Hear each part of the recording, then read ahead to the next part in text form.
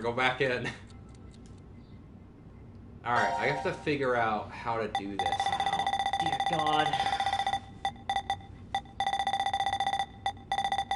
You know, let's just say fuck it. Transporter. I'm not happy about this. I want you to know this. I know, it's fine. No, it's not. It's fine, I said. The X. Wait. Where is it?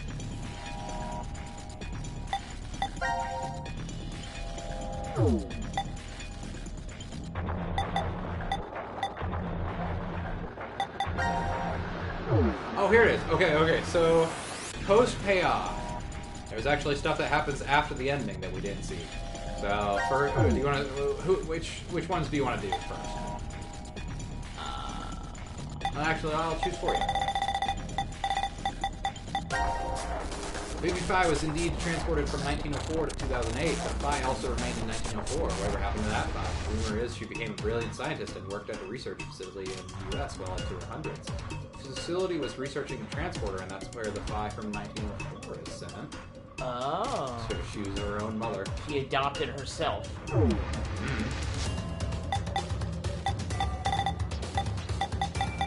We got Carlos, Akane, and Junpei, and then Sean, Eric, and Mira. I guess we don't get to figure out what Sigma.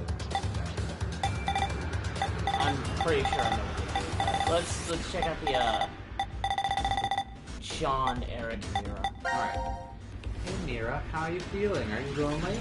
Come on, Eric, you visited last week. Eric smiles wryly and reaches out to Mira with his left hand. Mira does the same, and their hands with matching silver rings align on either side of the plexiglass window. I brought a new guest to see you today, Eric shifts to the side and a head pops into view. You're... Hiya, Mira. Long time no see. It's Sean, right? Yep, I'm happy you remembered. Behind Mira, the sun is shining through an iron-barred window, lighting up the visitor room. Ah, so she did go to prison. It's been a long time, Sean. It's good to see you. The smile that appeared on her face is real. Mira no longer needs to plaster on a fake one. I heard you turned yourself in. I was really surprised. Eric was the one who convinced me. He said I should pay for my sins so we could be together. So that's why you got married in jail. Eric ducks his head shyly. Are you sure you're okay with this? Mira asks. He looks at her in confusion. Don't you regret marrying me? I did carve your heart out in another history. Isn't that what you said, Sean? Yeah, you did. Eric looks at Mira straight in the eye. I've already told you this a bunch of times. I forgive you, no matter what happens. Besides, you haven't killed me in this history yet, right? Yeah. Mira's lips twist wryly. But the Heartrippers killed people already. So many. Sean, stop it. Eric turns angrily on Sean, and Mira's face falls into a frown, but Sean continues speaking. You turned yourself in, Mira, but that doesn't mean you paid for all the crimes you did. I doubt the family and friends that were left behind could forgive you, even if you were put on death row. There's no way you can clear your sins here. Mira grits her teeth. But there is a way to clear them. Not what you've already done, technically. You'll have to pay for those with your whole life. That will never change, but maybe you can in another universe. Suddenly, Sean's fist crashes through the plexiglass window. Ah! Mira jumps backward while Eric is frozen in shock. What are you...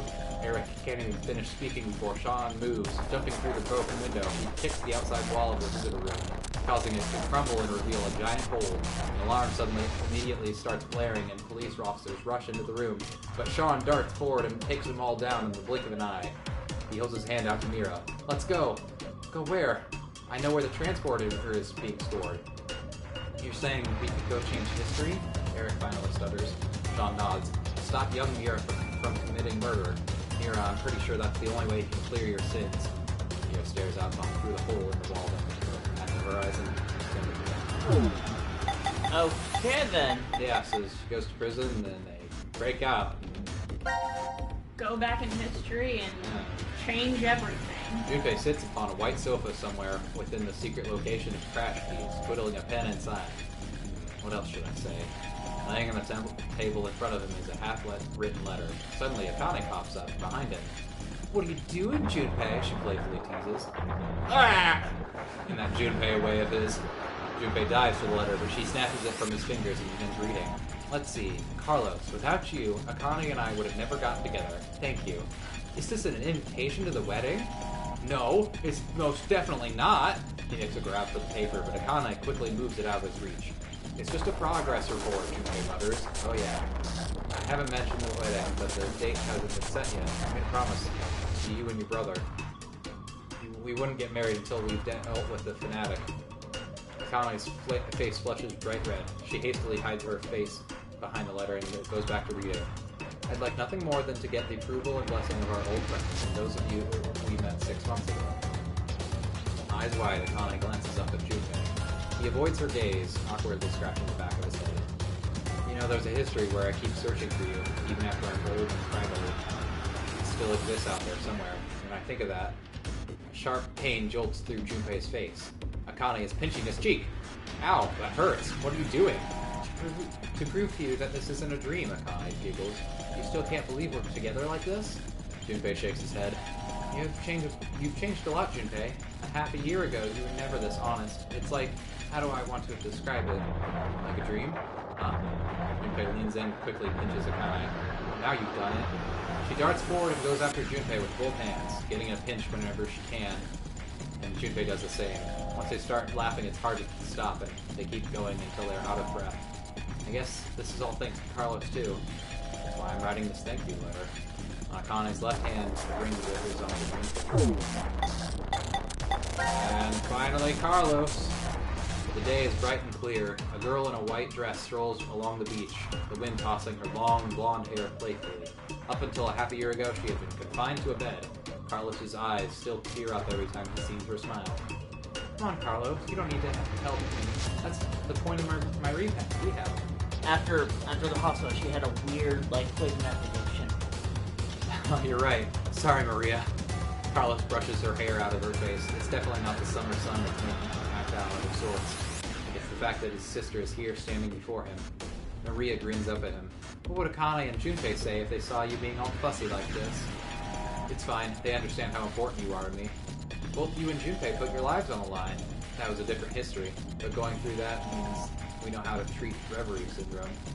I can't believe we have the ability to jump through space-time. So silly. I'm just glad you're able to control it now. It's all because Carlos went Akane and Junpei that Maria was able to recover. He wishes he could show them just how well she's doing. You're thinking about them right now, aren't you, Carlos? Well, because you talked about them just now. You were just talking right now. Yeah, Carlos closed his eyes as his unconscious smile turns fond. They're just about your age. It kind of feels like I gained a brother and another sister. You are going to the wedding, aren't you? Yeah, and you're coming with me. Come here, you.